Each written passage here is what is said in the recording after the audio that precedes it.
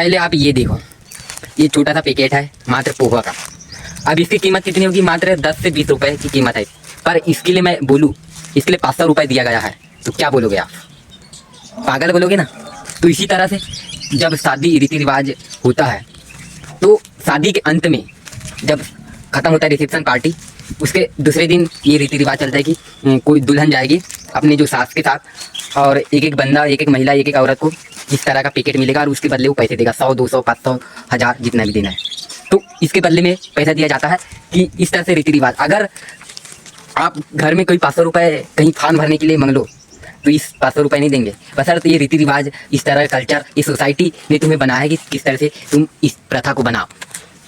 तो ये बिल्कुल गलत प्रथा होती है और इसे नकारना चाहिए, क्योंकि इस तरह का ट्रेडिशनल रीति रिवाज ये पहले के युग में होता था। जो ट्रेडिशनल ऐसी रीति रिवाज को ख़त्म करना चाहिए, क्योंकि ये जो है ना, ये पहले से जो चलते आया है, इसको लेके इसकी बात नहीं कर रहा हूँ कि ठीक है ऐसा करना चाहिए तुम्हारा जो भी रीति रिवाज है, बशर्ते तुम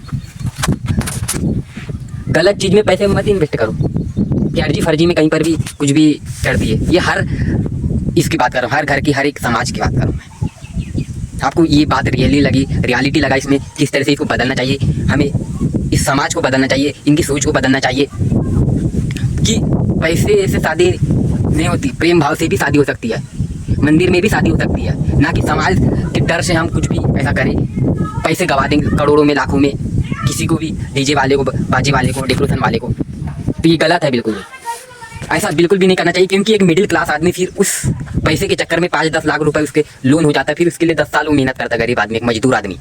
और ये गाँव में अंतर्गत बात कर रहा हूँ मैं, क्योंकि गाँव में ही ऐसा रीति रिवाज होता है, पैसे देना, कहीं हल्दी फंक्शन में, मेहंदी फंक्शन में, वहाँ पर ला देते हैं 500, 1000 रुपये। तो ये बिल्कुल गलत है और इसे नकारना पड़ेगा, और आपको भी नकारना पड़ेगा, क्योंकि ऐसा ट्रेडिशनल पहले हो चुका। अब जो नया जो चल रहा है, नया जो आना चाहिए, वो उसको बदलना चाहिए। पहले आप अपने से ही बदलते हो, तब फिर आप दूसरे को एडवाइस देते हो।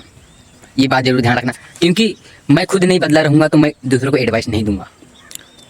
कि मुझे क्वेश्चन करने पर मजबूर करता है मेरा दिमाग है जो, कि ऐसा नहीं करना चाहिए, किसी भी तरीके से गलत चीज़ों में पैसे को देना नहीं चाहिए, कैसे भी रीति रिवाज के चक्कर में, समाज के चक्कर में, और कई सारे चीज़ें जो ज़िंदगी में तुमसे को डराती है। और ये डर ही है, डर के कारण ही हम ऐसा करते हैं कि कहीं पर भी पैसा फूंक देते हैं, कहीं पुजारी को दे दिए, कोई मंदिर में भेंट कर दिए।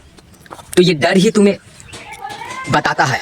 Thank you. और ऐसी information, relatable and reality based knowledgeable content के लिए मुझे सब्सक्राइब कीजिए, फॉलो कीजिए। Thank you.